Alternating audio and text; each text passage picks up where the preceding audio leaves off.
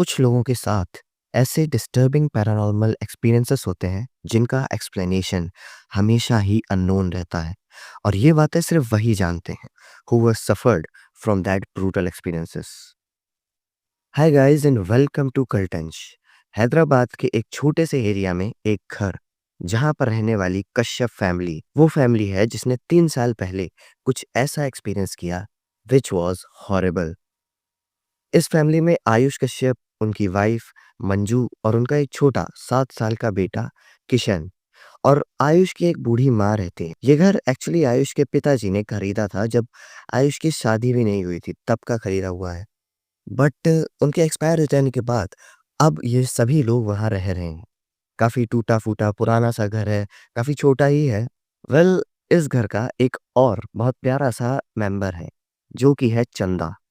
Actually चंदा एक छोटा गाय का बच्चा है, जिसको ये फैमिली बहुत प्यार से पालती है, उसका ध्यान रखती है। फिलहाल इनकी फाइनेंशियल कंडीशन कुछ बहुत ज़्यादा अच्छी नहीं है।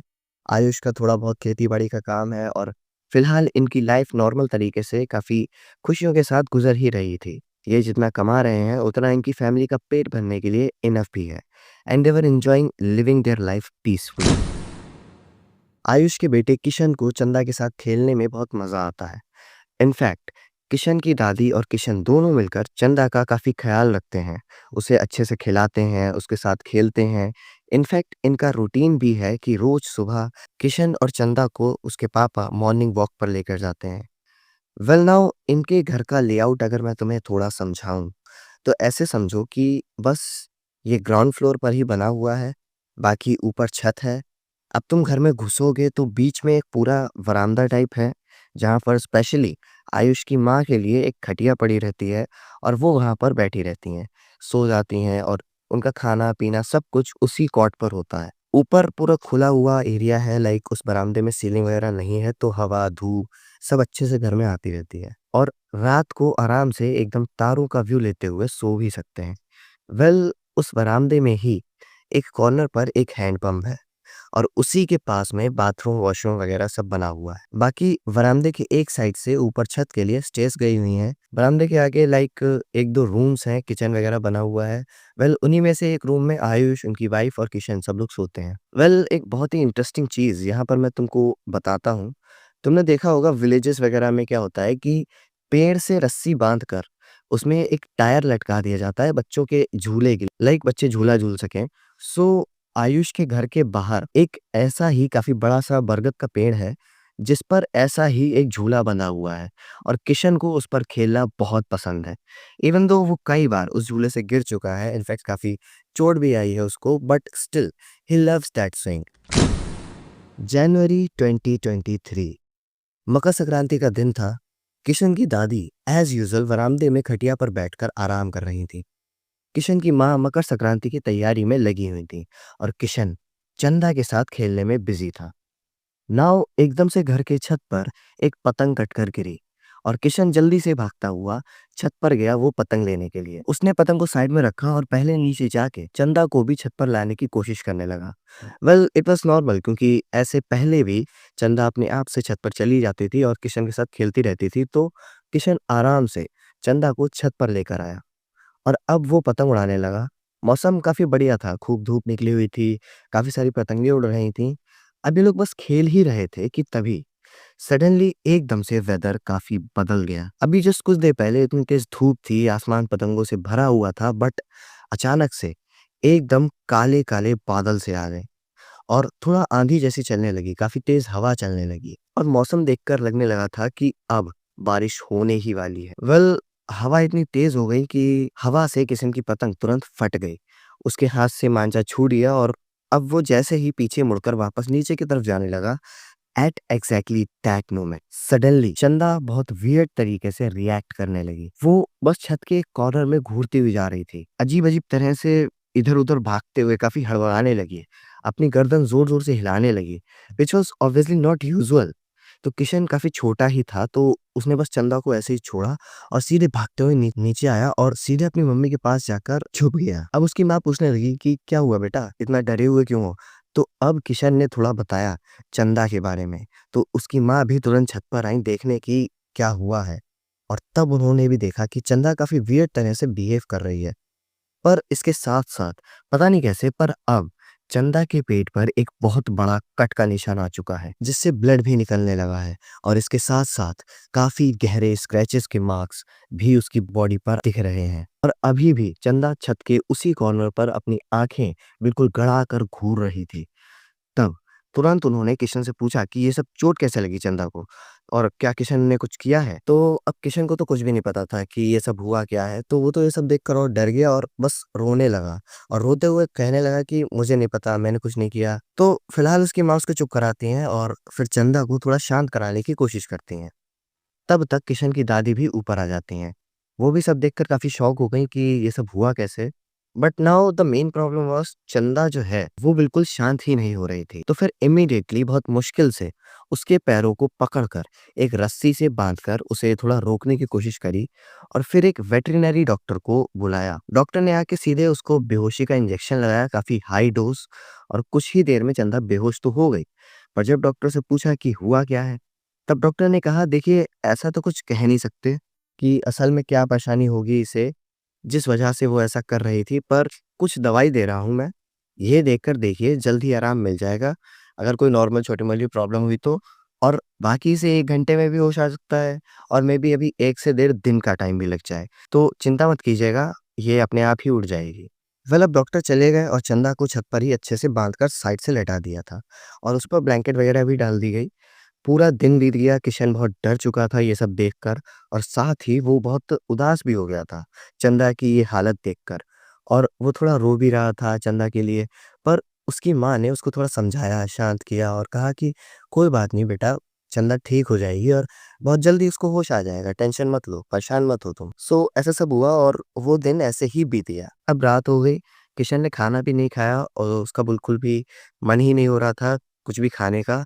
अब यूजुअली छोटे बच्चे होते हैं, कुछ एकदम सा डिस्टर्बिंग चीज़ देख लें तो उसे इतना झेल नहीं पाते हैं और उन्हें उस सब से बाहर आने में थोड़ा टाइम भी लग जाता है। वेल उस रात सब लोग सो गए, किशन की दादी बरामदे में सो रही थी और ये सब लोग अंदर कमरे में लेटे हुए थे। वेल सोने से पहले आयुष ने चंदा को ऐसे बेहोशी में ही उसका मुँह खोलकर उसे कुछ दवाइयाँ खिला दी थीं, जो डॉक्टर देकर गए थे, और फिलहाल उसे होश भी नहीं आया था। लेकिन अब आधी रात को अचानक से किशन की मम्मी की नींद टूटी और तब उन्हें छत पर से हल्की-हल्की आवाज़ सी सुनाई दी। किसी के चलने जैसी, ऐसे मतलब कुछ मूवमेंट सा फ़ील हुआ उन्हें, छत की साइड से। तो तुरंत उन्हें हिट हुआ कि मेबी चंदा को होश आ गया होगा, तो वो इधर-उधर हिलने की कोशिश कर रही होगी। तो वो तुरंत उठकर छत पे जाने की सोचती हैं और इस टाइम पर पता नहीं क्यों, पर उनके दोनों कंधों पर सडनली बहुत ज़्यादा पेन होने लगा था। जैसे जब लोग प्रॉपर एकदम जिम करते हैं, तो उसके बाद शरीर बिल्कुल ऐसा टूटने सा लगता है और बहुत पेन होता रहता है। सेम वैसा ही पेन अभी भी वो फ़ील कर रही थी और उन्हें कोई भी आइडिया नहीं था कि ये हो क्या रहा है। पर जैसे ही वो उठीं, उन्होंने देखा कि किशन बेड पर नहीं है। उन्होंने इधर-उधर देखा तो रूम में किशन था ही नहीं। वो उठकर रूम से बाहर आईं और बरामदे में और किचन की साइड इधर-उधर देखने लगीं, पर किशन वहाँ भी नहीं दिखा। तो अब उन्हें समझ आ ही चुका था कि किशन को भी चंदा की आवाज़ सुनाई दी होगी छत पर से, और वो बहुत परेशान और उदास भी था चंदा के लिए, तो वो अकेले ही आवाज़ सुनते ही छत पर चला गया होगा चंदा के पास। तो अब किशन की माँ भी सीधे छत की तरफ बढ़ने लगी और इस मोमेंट पर उन्हें बिल्कुल भी अंदाज़ा नहीं था कि छत पर उन्हें क्या दिखने वाला है। वो जैसे ही छत पर पहुँची और उन्होंने अपनी गर्दन चंदा को जिस जगह पर बाँधा था वहाँ पर घुमाई, तब उन्होंने जो देखा, वो देखकर अच्छे अच्छों का शरीर, दिमाग सब कुछ बिल्कुल सुन्न पड़ सकता है। भाई लिटरली उन्होंने देखा कि वो छोटा 7 साल का बच्चा, जिसके घर में आज तक किसी ने नॉनवेज को हाथ तक नहीं लगाया, वो बच्चा पागलों की तरह उस गाय के बच्चे की खाल को, उसके मांस को नोच-नोच कर खा रहा था। इसे देखते ही इमीडिएटली ऑब्वियसली किशन की माँ ज़ोर से चीखते हुए सीधा वापस नीचे की तरफ भागी और नीचे उनका शोर सुनकर आयुष रूम से बाहर आए। उनकी माँ भी बरामदे में सो रही थी, वो भी एकदम जाग गईं और तब किशन की माँ के मुँह से आवाज़ भी नहीं निकल पा रही थी। वो कुछ कह ही नहीं पा रही थी, बस रोते जा रही थी। पर थोड़ी देर में जैसे-तैसे करके वो उन दोनों को छत पर लेकर गईं और तब उन्होंने भी देखा कि कैसे वो किशन चंदा को नोच-नोच कर खाए जा रहा है। But at this moment Kishan के पापा ने थोड़ा हिम्मत दिखाते हुए उसके पास बढ़कर उसे डांटने की कोशिश करी। पर जैसे ही उन्होंने किशन से कहा किशन क्या कर रहा है तू? और वो थोड़ा किशन के पास जाने की कोशिश करने लगे और तभी सडनली किशन जो इतना सब शोर सुनकर, सबकी आवाज़ें सुनकर भी सब कुछ इग्नोर ही कर रहा था, अब उसने एक जर्क के साथ अपना फेस सीधे अपने पापा की तरफ घुमाया और तब उन्हें दिखा कि उसका पूरा चेहरा, हाथ, सब कुछ चंदा के खून से सने हुए हैं। मुँह से खून की ड्रॉप्स गिर रही हैं और सबसे ज़्यादा वियर्ड बात ये थी कि उसकी दोनों आँखों के अंदर ऐसा लग रहा था जैसे किसी बहुत नुकीली चीज़ से चोट मार दी गई। पूरे ब्लड के धब्बे से पड़े हुए थे उसकी आँखों के अंदर। अब इससे पहले कि उसके पापा उसके पास जाते, इमीडिएटली वो बस ज़मीन पर बेहोश होकर गिर गया और अब तुरंत उसे सबसे पहले गोद में उठाकर नीचे लेकर आए। उसका पूरा शरीर इतना ज़्यादा गर्म हो चुका था जैसे उसको बहुत ही ज़्यादा तेज़ बुखार आ गया हो। वो बेहोशी में बहुत ज़ोर-ज़ोर से ब्रेथ कर रहा था। उसको नीचे लेकर आए और बरामदे में ही जो दादी की खटिया पड़ी हुई थी, उस पर बैठाकर इमीडिएटली उसकी माँ घर के मंदिर में रखा हुआ गंगा जल लेकर आईं, उस पर छिड़का और हनुमान जी की एक छोटी-सी मूर्ति उसके पास लाकर रख दी। पर इस टाइम पर किशन बड़े अजीब तरह से एक तो ज़ोर-ज़ोर से साँस ले रहा था और अपने ही हाथ-पैर पटकने लगा था। कुछ कह भी नहीं पा रहा था, बस अजीब-अजीब सी आवाज़ें निकाल रहा है। अब देखो उसकी हालत कंट्रोल में बिल्कुल आ ही नहीं रही थी। बहुत देर कोशिश करी पर वो ठीक भी नहीं हो पा रहा था तो इतने में समझ आ ही जाता है कि ये ज़रूर किसी ऊपरी चक्कर की वजह से हो रहा है। तो इससे पहले कि और ज़्यादा देर हो और सिचुएशन और बिगड़ जाए, इनके घर से कुछ आधे घंटे की दूरी पर एक मौलवी का घर था। तो आयुष सीधे वहाँ के लिए निकल गए। होपफुली इनके पास एक बाइक थी, तो ज़्यादा देर नहीं लगी और वो आधी रात में ही मौलवी को घर से बुलाकर कुछ ही देर में वापस आ भी गए। और अभी तक किशन की हालत वैसी की वैसी ही थी। उसकी आँखें आधी खुली हुई हैं और वो बस ब्रूटली अपनी बॉडी को झटक रहा है। मौलवी जी ने किशन को देखते ही उसके माथे और चेस्ट पर हाथ रखकर कुरान में जो आयातुल कुर्सी होता है, उसका पाठ करना शुरू कर दिया, जिसकी आवाज़ से किशन बहुत एग्रेसिवली अपने एक्सप्रेशंस को शिफ्ट करने लगा। कभी बहुत ज़ोर-ज़ोर से चीखना, कभी हँसना और कभी बहुत गुस्सा दिखाने लगा। फिर मौलवी जी ने अपने साथ एक छोटी-सी बॉटल लाए हुए थे, उसमें से पानी को एक ग्लास में निकाल कर किशन की माँ से काली मिर्च को लाने को कहा। वो किचन से लेकर आईं और फिर मौलवी जी ने मन में कुछ बड़बड़ाते हुए उस पानी को ध्यान से देखते हुए काली मिर्च उस पानी में डाल दी और फिर ज़बरदस्ती वो पानी किशन के मुँह में डाल दिया और फिर फाइनली उन्होंने एक तावीज़ निकाला और किशन के पापा ने उसे कसकर पकड़ा और फिर मौलवी ने सीधे वो तावीज़ उसके कंधे पर बाँध दिया। जिसके बाद किशन कुछ देर तो ज़ोर-ज़ोर से चीखता रहा पर थोड़ी ही देर में वो बिल्कुल बेहोश होकर शांत हो गया। अब मौलवी जी से पूछा गया कि ये सब क्यों हुआ, कैसे हुआ और रीज़न क्या है इसके पीछे? तब उन्होंने सिर्फ़ इतना ही कहा कि इस बारे में कुछ भी नहीं कहा जा सकता है। कई बार लोगों के आस-पास, ख़ासकर छोटे बच्चों के आस-पास बुरी शक्तियाँ, जिन वग़ैरह घूमते फिरते हैं, तो वो मौका देखते ही अपने शिकार के शरीर पर कब्ज़ा भी कर लेते हैं। पर फ़िलहाल ध्यान रखिए कि अगले 17 दिनों तक किशन के कंधे पर जो तावीज़ बाँधा है, इससे हटने मत दीजिएगा और हो सकता है कि अब अगले कुछ दिनों तक किशन की हालत थोड़ी ख़राब रहे। उसको कमज़ोरी भी लगेगी, खाने-पीने का मन भी नहीं करेगा, पर परेशान मत होना, 3 दिन बाद दरगाह ज़रूर आना और जल्द ही सब ठीक हो जाएगा। अब आयुष अपनी बाइक से मौलवी जी को वापस घर पर छोड़ आए और जब तक वो वापस आए, तब तक होपफुली किशन को होश भी आ गया था और वो थोड़ा नॉर्मल भी हो गया था। बट अभी भी उसको बहुत तेज़ फ़ीवर आया हुआ था। तो उसकी माँ पानी की पट्टी उसके सर पर लगा रही थी और कुछ फ़ीवर की दवाई भी घर पर पड़ी हुई थी, तो उन्होंने किशन को वो भी खिला दी थी। उसके पापा जैसे ही पहुँचे, वो उसके पास बैठ गए, उसके सर पर हाथ फेरने लगे और उन्होंने पूछा भी कि कैसा लग रहा है और थोड़ा ठीक लग रहा है कि नहीं? किशन बिल्कुल भी कुछ बोलने की हालत में नहीं था, तो उन्होंने उसे गोद में उठाकर सुलाने की कोशिश करी। वेल वो रात ऐसे ही बीत गई और कोई भी नहीं सो पाया। सुबह होते ही ये पूरी फैमिली हनुमान जी के मंदिर जाकर थोड़ा पूजा वगैरह करते हैं और पंडित जी से हनुमान जी का बंधन लेकर आते हैं। किशन के माथे पर लगा देते हैं। उसको फिर किसी डॉक्टर के पास लेकर गए, उसके बुखार वगैरह की दवाई दिलाने के लिए। फिलहाल एक ही रात में किशन बिल्कुल मुरझा-सा गया था। बिल्कुल ऐसा लग रहा था कि उसके शरीर से आधी जान ही किसी ने खींच कर निकाल ली हो। चंदा की डेड बॉडी जो अभी भी छत पर ही बहुत ब्रूटली पड़ी हुई थी। किशन के पापा उसका भी अंतिम संस्कार कराते हैं। पंडित जी भी आते हैं और थोड़े रिचुअल्स किए जाते हैं चंदा के लिए। अब क्योंकि गाय की हत्या थोड़ा पाप वाली बात भी होती है, तो उसके लिए भी कुछ तो रिचुअल्स करना ज़रूरी था। क्योंकि एट द एंड देखा जाए तो किशन ने ही भले ही अनजाने में या शायद किसी बुरी आत्मा के इन्फ्लुएंस में आकर चंदा को ब्रूटली मारा है। सो दैट्स व्हाई पंडित जी को बुलाया गया और उन्हें सारी बात बताई गई। तब पंडित जी ने कहा कि देखिए, किशन बहुत ही छोटा बच्चा है, तो इस पाप का पूरा दोष किशन पर नहीं जाएगा। पर हाँ, अब इसके लिए शुद्धिकरण और प्रायश्चित तो करना ही पड़ेगा। अब पंडित जी ने पास की किसी गौशाला में अच्छे से गंगा जल और तुलसी और गौमूत्र जैसी चीज़ों के साथ चंदा का अंतिम संस्कार किया और आयुष से कहा कि हो सके तो गौशाला में एक छोटे गाय के बछड़े का दान ज़रूर कर दें और गौशाला में गायों के लिए चारे का भी इंतज़ाम कर दें, और उन्होंने ऐसा ही किया। पंडित जी ने इस फैमिली से गौ पूजा करवाई, जिसमें एक जीवित गाय की पूजा करी जाती है और उससे माफ़ी माँगी जाती है और एक छोटा हवन भी किया जाता है, कुछ मंत्र वगैरह पढ़े जाते हैं। और किशन के लिए भी कुछ चीज़ें करवाते हैं, जैसे पंडितों को भोजन करवाना, कुछ ऐसे रिचुअल्स जिनके थ्रू गौ हत्या का पाप की माफ़ी माँगी जा सके और शुद्धिकरण की पूजा वगैरह की जाती है। इस सब के दौरान सबसे वियर्ड बात ये थी कि धीरे-धीरे करके किशन की हालत बिल्कुल ख़राब होती जा रही थी और किशन हर एक पूजा के काम में, भगवान के काम में बड़ा रूडली और वियर्ड तरह से बिहेव कर रहा था। जैसे उसको भगवान के नाम से ही गुस्सा आ रहा है। वो कहीं भी पूजा हो रही है तो वहाँ से भाग-भाग कर जा रहा है, रोने लग रहा है या अजीब-अजीब सी चीज़ें कर रहा है। लाइक उसे पूजा में बैठना ही नहीं है, ऐसा समझ लो। 2 दिन हो चुके थे और अब अगले तीसरे दिन इन लोगों को मौलवी जी ने मस्जिद में भी बुलाया था।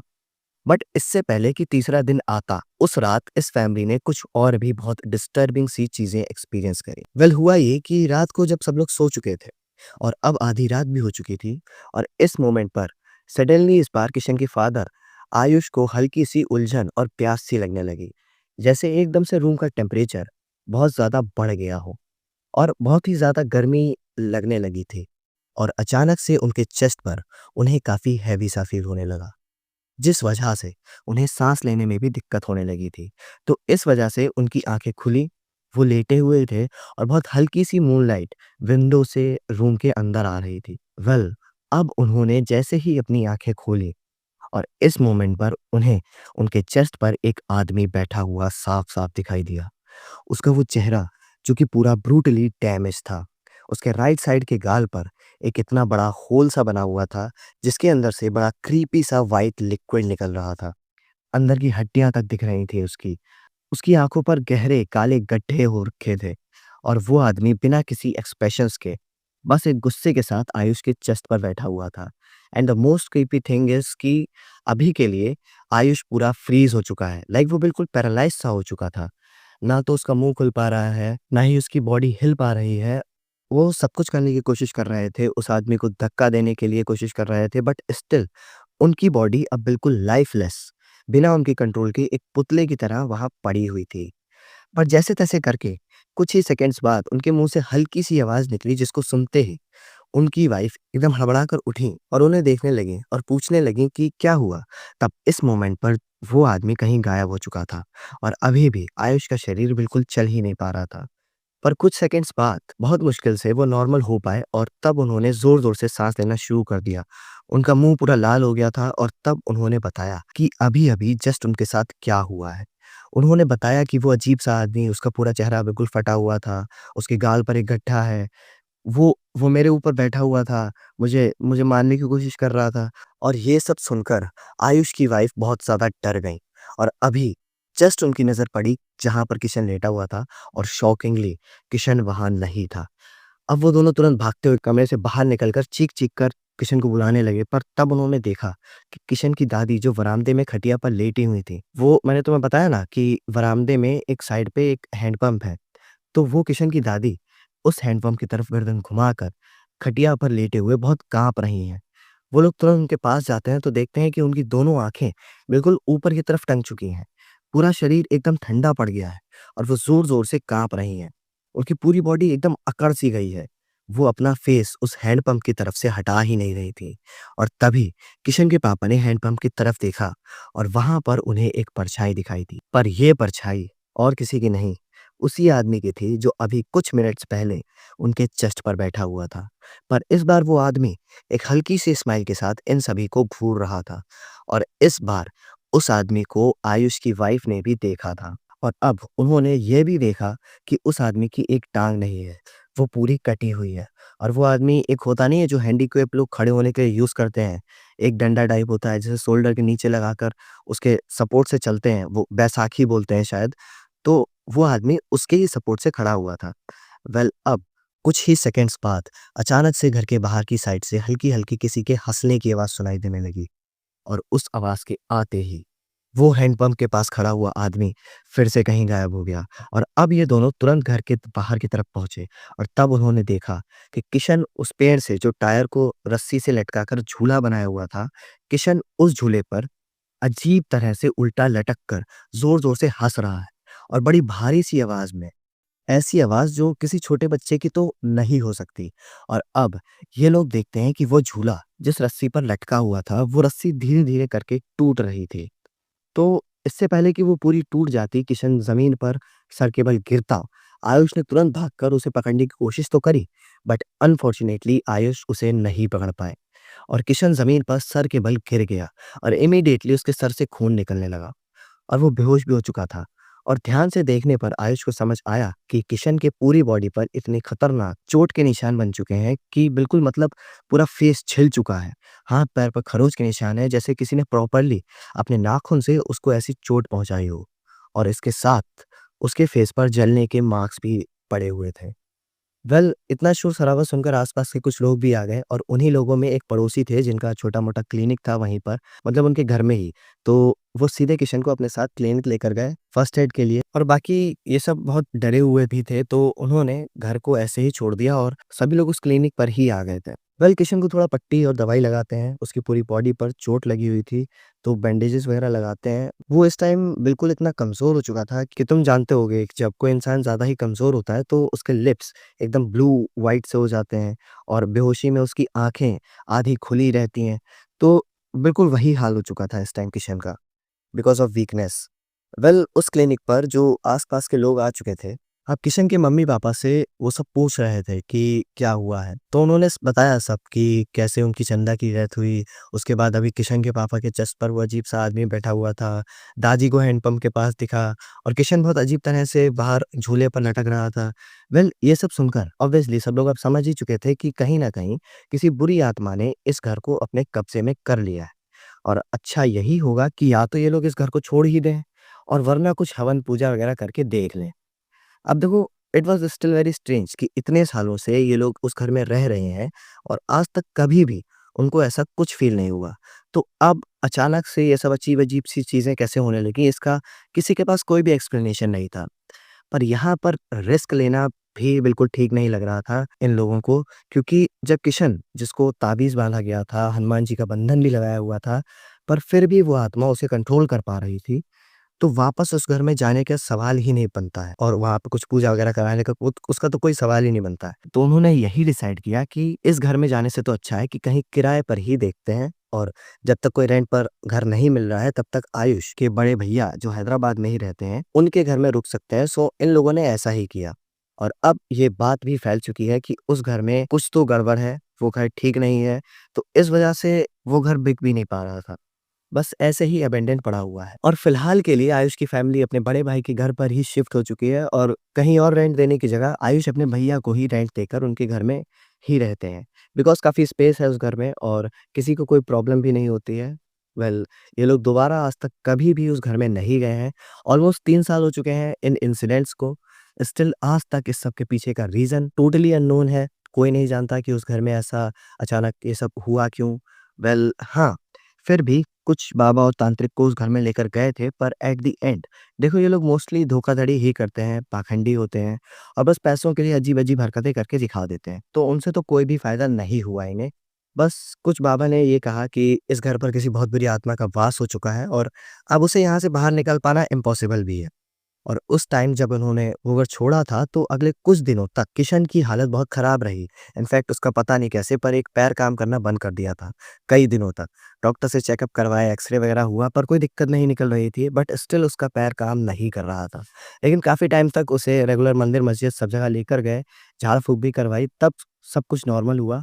एक बात भी ये भी थी कि इस सब के बाद भी इवन आज भी कई बार इस फैमिली को अपने सपनों में वो घर और उसके अंदर वो अजीब-सा आदमी जिसका पैर नहीं है और उसके गाल पर गहरे होल वो आदमी वो इन्हें आज भी वो सब चीज़ें अपने सपनों में दिखाई देती हैं।